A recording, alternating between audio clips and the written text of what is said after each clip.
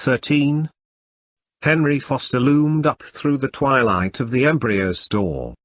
Like to come to a feelie this evening? Lenina shook her head without speaking. Going out with someone else? It interested him to know which of his friends was being had by which other. Is it Benito? He questioned. She shook her head again. Henry detected the weariness in those purple eyes, the pallor beneath that glaze of lupus, the sadness at the corners of the unsmiling crimson mouth. You're not feeling ill, are you? He asked, a trifle anxiously, afraid that she might be suffering from one of the few remaining infectious diseases. Yet once more Lenina shook her head. Anyhow, you ought to go and see the doctor, said Henry. A doctor a day keeps the jam-jams away, he added heartily, driving home his hypnopedic adage with a clap on the shoulder. Perhaps you need a pregnancy substitute, he suggested. Or else an extra strong VPS treatment. Sometimes, you know, the standard patient surrogate isn't quite. Oh, for Ford's sake, said Lenina, breaking her stubborn silence, shut up. And she turned back to her neglected embryos. A VPS treatment indeed. She would have laughed, if she hadn't been on the point of crying. As though she hadn't got enough VP of her own. She sighed profoundly as she refilled her syringe. John, she murmured to herself, John. Then my Ford, she wondered, have I given this one its sleeping sickness injection, or haven't I? She simply couldn't remember. In the end, she decided not to run the risk of letting it have a second dose, and moved down the line to the next bottle. 22 years, 8 months, and 4 days from that moment, a promising young Alpha-administrator at Mwanza was to die of trypanosomiasis, the first case for over half a century. Sighing, Lenina went on with her work. An hour later, in the changing room, Fanny was energetically protesting. But it's absurd to let yourself get into a state like this. Simply absurd, she repeated. And what about? A man, one man. But he's the one I want. As though there weren't millions of other men in the world. But I don't want them. How can you know till you've tried? I have tried. But how many? Asked Fanny, shrugging her shoulders contemptuously. 1, 2? Dozens. But, shaking her head, it wasn't any good, she added. Well, you must persevere, said Fanny sententiously. But it was obvious that her confidence in her own prescriptions had been shaken. Nothing can be achieved without perseverance. But meanwhile, don't think of him. I can't help it. Take Soma, then. I do. Well, go on. But in the intervals I still like him. I shall always like him. Well, if that's the case, said Fanny, with decision, why don't you just go and take him? Whether he wants it or no. But if you knew how terribly queer he was, all the more reason for taking a firm line. It's all very well to say that. Don't stand any nonsense. Act. Fanny's voice was a trumpet. She might have been a YWFA lecturer giving an evening talk to adolescent beta-minuses. Yes, act at once. Do it now. I'd be scared, said Lenina. Well, you've only got to take half a gram of Soma first. And now I'm going to have my bath. She marched off, trailing her towel. The bell rang, and the savage, who was impatiently hoping that Helmholtz would come that afternoon, for having at last made up his mind to talk to Helmholtz about Lenina, he could not bear to postpone his confidences a moment longer, jumped up and ran to the door. I had a premonition it was you, Helmholtz, he shouted as he opened. On the threshold, in a white acetate satin sailor suit, and with a round white cap rakishly tilted over her left ear, stood Lenina. Oh, said the savage, as though someone had struck him a heavy blow. Half a gram had been enough to make Lenina forget her fears and her embarrassments. Hello, John, she said, smiling, and walked past him into the room. Automatically he closed the door and followed her. Lenina sat down. There was a long silence. "You don't seem very glad to see me, John," she said at last. "Not glad?" The savage looked at her reproachfully, then suddenly fell on his knees before her and, taking Lenina's hand, reverently kissed it. "Not glad?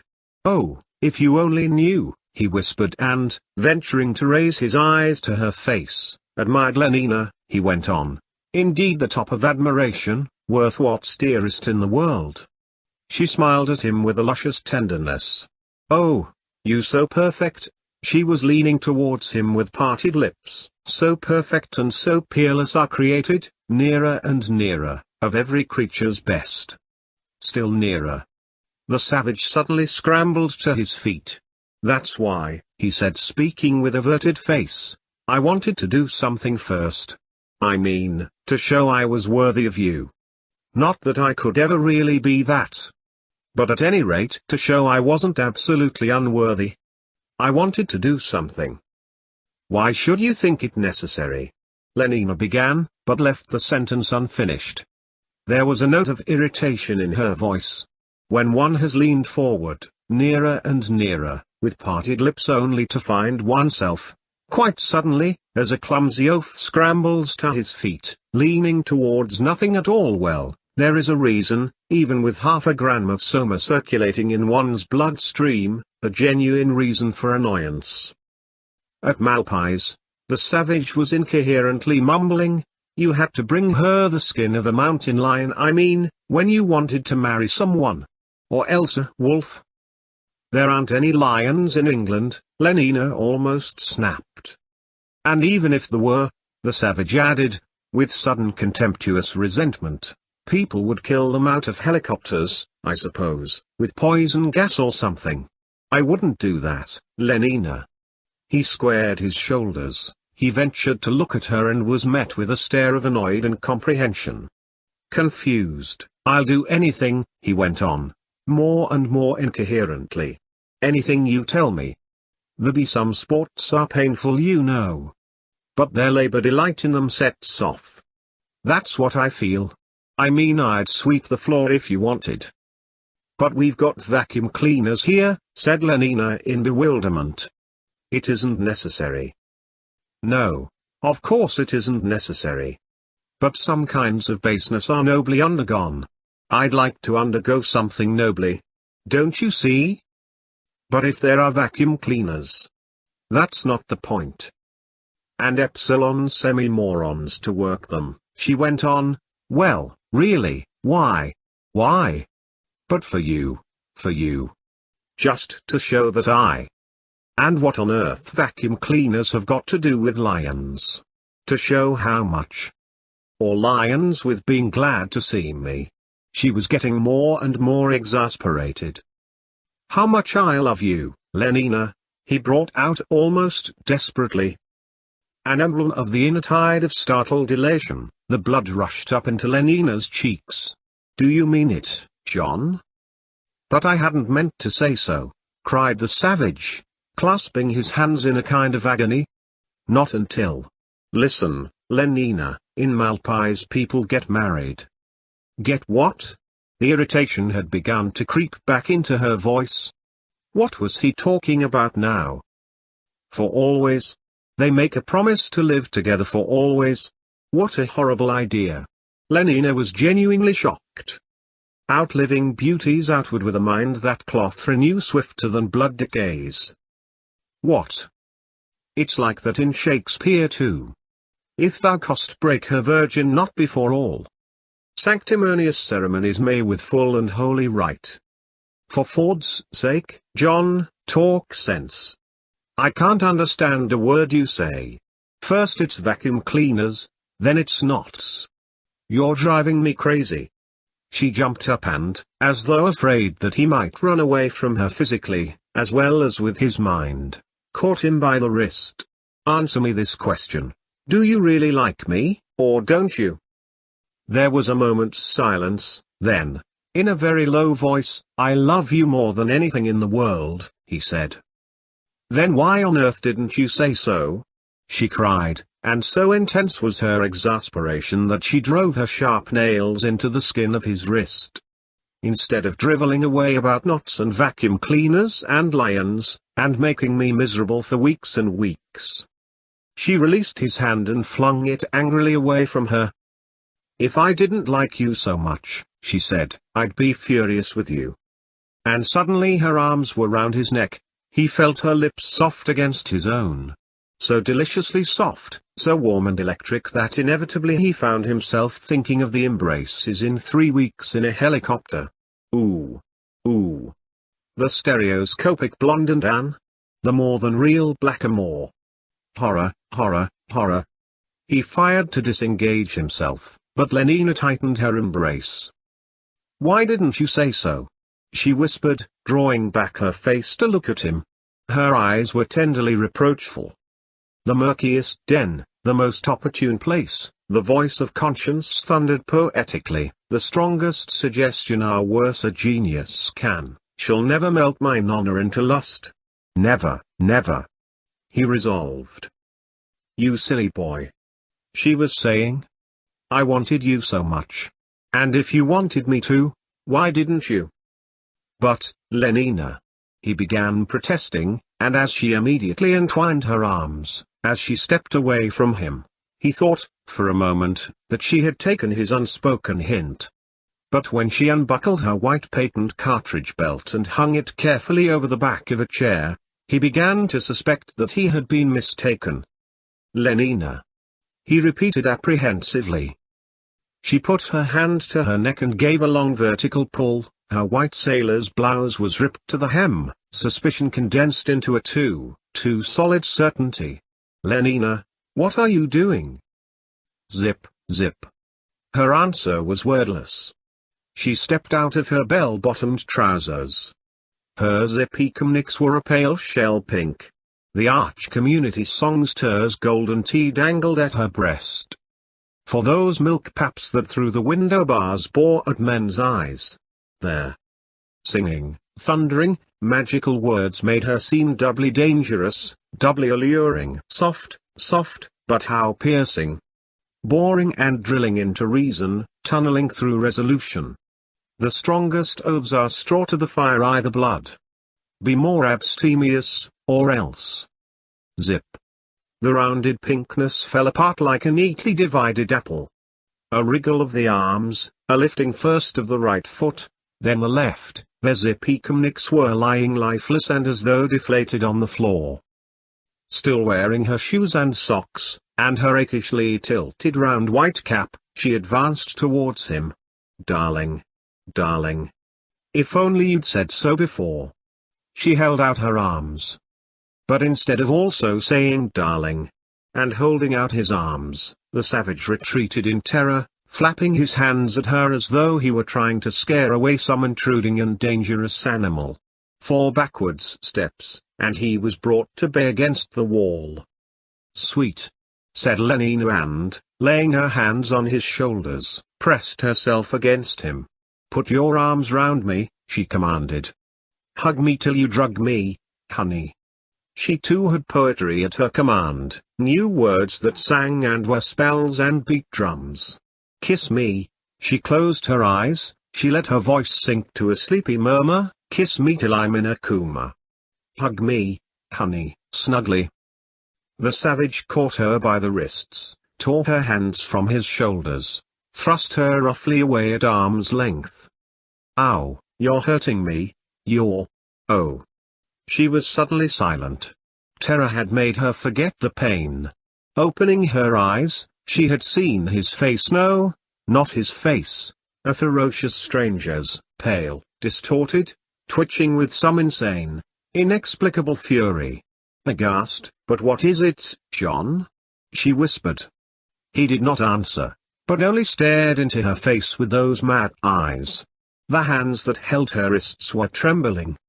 He breathed deeply and irregularly. Faint almost to imperceptibility, but appalling, she suddenly heard the kneading of his teeth. "What is it?" she almost screamed.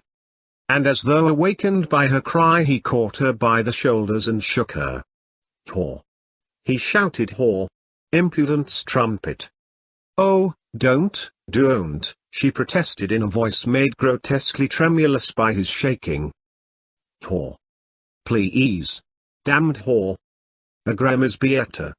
She began. The savage pushed her away with such force that she staggered and fell. Go, he shouted, standing over her menacingly, get out of my sight or I'll kill you. He clenched his fists. Lenina raised her arm to cover her face. No, please don't, John. Hurry up. Quick. One arm still raised, and following his every movement with a terrified eye, she scrambled to her feet and still crouching, still covering her head, made a dash for the bathroom.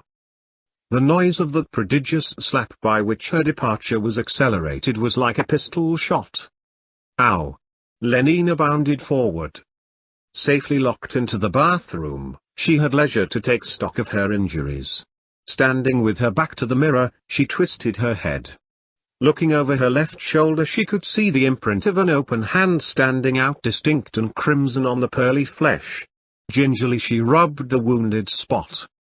Outside, in the other room, the savage was striding up and down, marching to the drums and music of magical words. The wren goes tot and the small gilded fly does lecture in my sight. Maddeningly they rumbled in his ears. The fitchew nor the soiled horse goes tot with a more riotous appetite. Down from the waist they are centaurs, though women all above. But to the girdle do the gods inherit. Beneath is all the fiends. There's hell, there's darkness, there is the sulphurous pit, burning scalding, stench, consumption, pain, pain. Give me an ounce of civet, good apothecary, to sweeten my imagination. John. Ventured a small ingratiating voice from the bathroom. John. O thou weed, who are so lovely fair and smell'st so sweet that the sense aches at thee. Was this most goodly book made to write whore upon? Heaven stops the nose at it. But her perfume still hung about him. His jacket was white with the powder that had scented her velvety body. Impudent strumpet, impudent strumpet, impudent strumpet. The inexorable rhythm beat itself out. Impudent. John, do you think I might have my clothes? He picked up the bell-bottomed trousers, the blouse, their zippy necks. Open. He ordered, kicking the door. No, I won't. The voice was frightened and defiant. Well, how do you expect me to give them to you? Push them through the ventilator over the door. He did what she suggested and returned to his uneasy pacing of the room. Impudent strumpet, impudent strumpet. The devil luxury with his fat trump and potato finger. John. He would not answer. Fat trump and potato finger. John. What is it? He asked gruffly. I wonder if you'd mind giving me my Malthusian belt. Lenina sat, listening to the footsteps in the other room, wondering, as she listened, how long he was likely to go tramping up and down like that, whether she would have to wait until he left the flat, or if it would be safe, after allowing his madness a reasonable time to subside, to open the bathroom door and make a dash for it. She was interrupted in the midst of these uneasy speculations by the sound of the telephone bell ringing in the other room. Abruptly the tramping ceased. She heard the voice of the savage parley in with silence. Hello. Yes. If I do not usurp myself, I am. Yes, didn't you hear me say so? Mr. Savage speaking. What? Who's ill? Of course it interests me. But is it serious? Is she really bad? I'll go at once. Not in her rooms anymore? Where has she been taken? Oh, my God. What's the address? 3 Park Lane, is that it? 3? Thanks. Lenina heard the click of the replaced receiver, then hurrying steps. A door slammed. There was silence. Was he really gone? With an infinity of precautions she opened the door a quarter of an inch, peeped through the crack, was encouraged by the view of emptiness, opened a little further, and put her whole head out, finally tiptoed into the room, stood for a few seconds with strongly beating heart, listening, then darted to the front door, opened, slipped through, slammed, ran. It was not till she was in the lift and actually dropping down the well that she began to feel herself secure.